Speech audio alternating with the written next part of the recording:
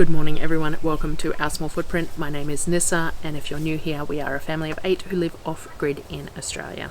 Today's video is a couple of things in detail, a bit more. I've been asked a few questions about things. So my sourdough baguettes that I use from Emily Raffer's recipe, I've got her book linked in the description below, and my zucchini walnut choc chip bread, quick bread that I made the other day. I've fiddled with a bit more and got it how we like it. So I'm going to share the process of that a bit more in depth as well, because people had asked. So that is the two items that are mainly in today's video, which was the kitchen, time spent in the kitchen. I'm sure there was other things that happened in the kitchen around it, so you might see bits and pieces there as well, but that's the majority of what happened today. So and I did get some questions for more details of those two items, so I decided to share those while I was doing them. So enjoy watching, and I will see you again next time. Thanks guys.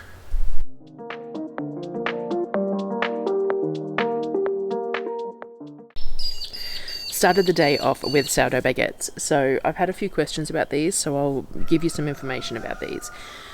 So these are an overnight proof dough. I make them from Emily Raffer's book, Artisan Sourdough Made Simple. I'll link it in the comments. The book has a whole bunch of recipes in it. I have only made a few of them because I don't deviate a whole lot from my bread recipes. But this overnight sourdough baguette recipe was recommended by a friend at Cutting Loose Living Life. I'll put her channel underneath in the comments as well. And it is great because it's one of the ones where you don't need to use your mixer or anything. You can, but you can just bring the dough together into a shaggy mess and then proof it overnight. So I've been bringing it inside to proof because it's been cold. As it gets into summer, I will either have to drop the ratio of starter to leave it outside, or start it much later in the evening. So with sourdough, for us, when it hits summer, we stay up a lot later at night in summer anyway, so at the moment we all end up inside by like 6:30, 7 o'clock because the temperature drops rapidly and there's a fire inside. But when it hits summer, we tend to be out and about till 8 or 9 o'clock at night because it's still daylight, so doing bread later in the evening isn't such a big deal. And then we get up earlier because it's hot earlier too, so it means that you start it later and shape it earlier, which compensates for the shorter need for proving time. At the moment I make it at like 6 o'clock at night and I don't shape it again until 7, 8 o'clock in the morning because it's so cold that it just doesn't matter.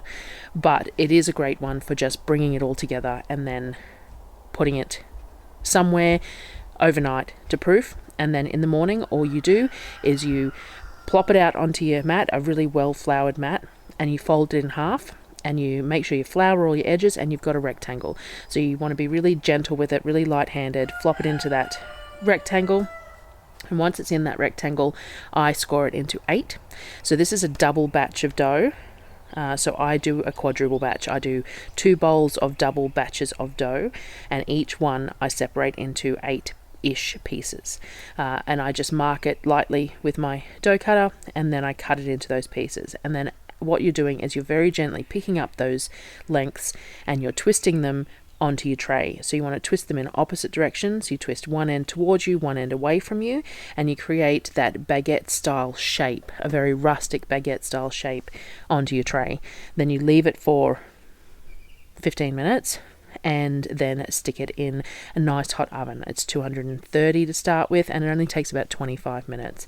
I'm still figuring out the best way for these to work because we're using the barbecue or the wood stove lately, but we're getting there with figuring out where in the barbecue and that sort of thing it works so that it doesn't burn the bottom but it browns up the tops. So these are a very simple bread, and they're really tasty. They're a really good texture. They're good with soup. They're really good toasted back up the next day as well. Highly recommend giving these a go if you want to give some sourdough a go. Super hands off, super simple. After we got all those done, I grated up the rest of the zucchini. So this is the rest of the zucchini out of the box that we had. I don't want it to go to waste. I'm going shopping this week, so I just really wanted to get it done. So I grated up the rest of it using my drum grater on the KitchenAid, make it nice and easy. The large grating holes, because as I've discussed before, I really like those long slivers of grated zucchini for things that I'm making, like zucchini bread and that. I prefer those long slivers than for little chunks.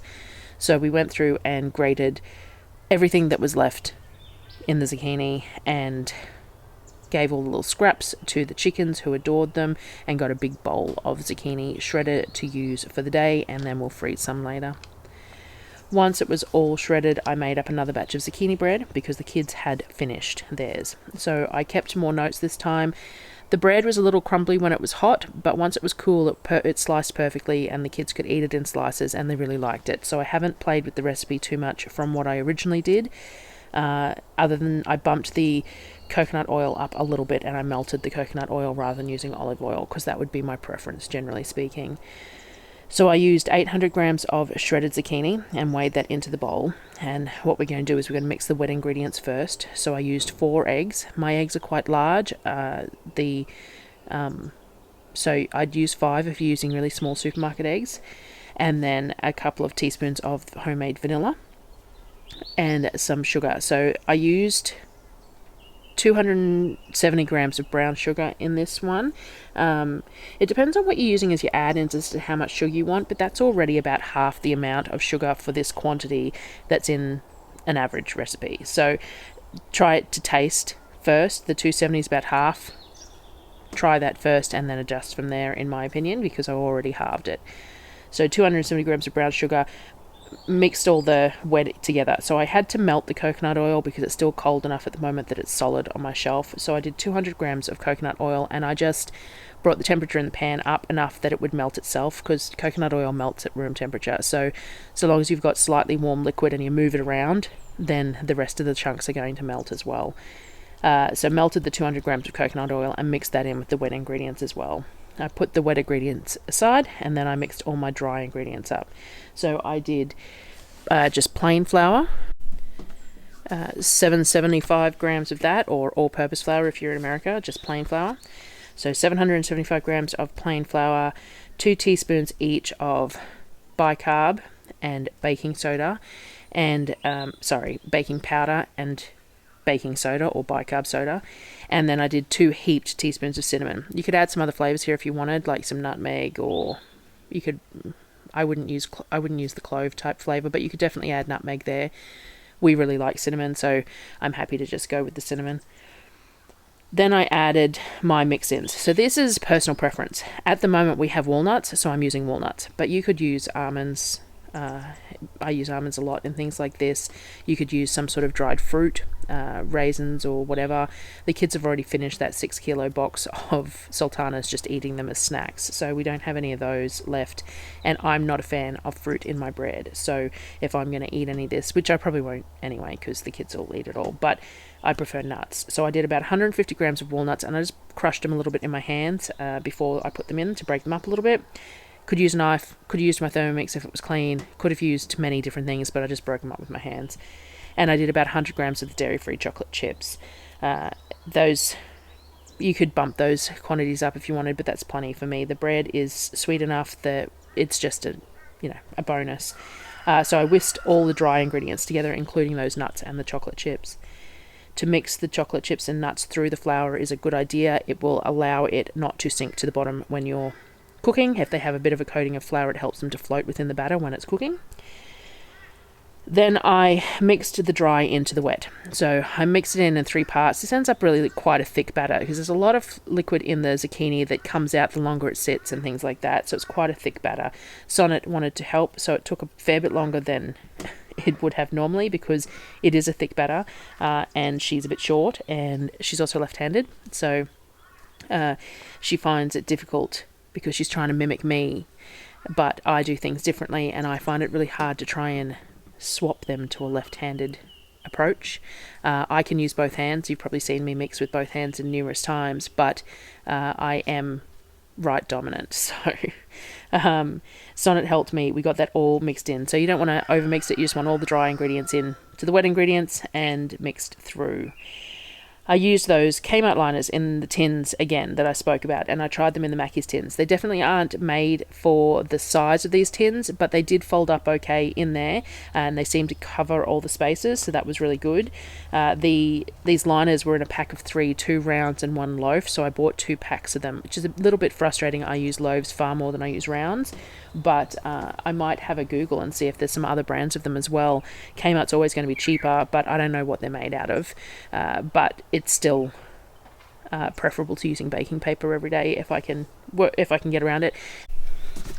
And these were washed between uses this time, and they still worked well as non-stick. So we just split the batter between both evenly. I didn't weigh it or anything. I just did it by eye into these tins, hoping that they would go a little further in these tins, because the tins are a little larger, which means you can cut the same amount of slices. Sorry, you can cut more slices, and it ends up being slightly smaller pieces. Though I did get Cereal to cut slices for me the other day, and the slices they were eating were quite large. So it depends on who's cutting the slices as well. So once it was cooked and cooled for 5 minutes, so it cooked for around about the 55-minute mark at around about the 180, but I am cooking in a barbecue, so I did rotate it, and it is a barbecue, so you'll have to take that with a grain of salt and figure that out in your own ovens, because it's going to vary depending on what you're cooking in. I'm cooking in a barbecue, so there. The came out of the tins really neat. Liners just slid off. Cake slid off the liners. They seem to work really well. I'm really happy with those. I'm going to have to figure out a way to store them, which is the only real issue. Those and my silicone liner trays for like my baking trays, I really have a lot of problems storing them, because if a child puts them in a drawer and they're not quite dry, then they stick together and you can get moldy and stuff. So I kind of need to be able to hang them on something, but don't know yet. Still working on that one. So there you go. That was the zucchini bread for today. So I went over the zucchini bread and the sourdough baguettes a little bit more detail, because I had been getting some questions. So that was today's cooking, and I have a few more videos to come out over the next few days that I will share with other things that have been asked, and I will see you then, I suppose. Thanks for watching, guys.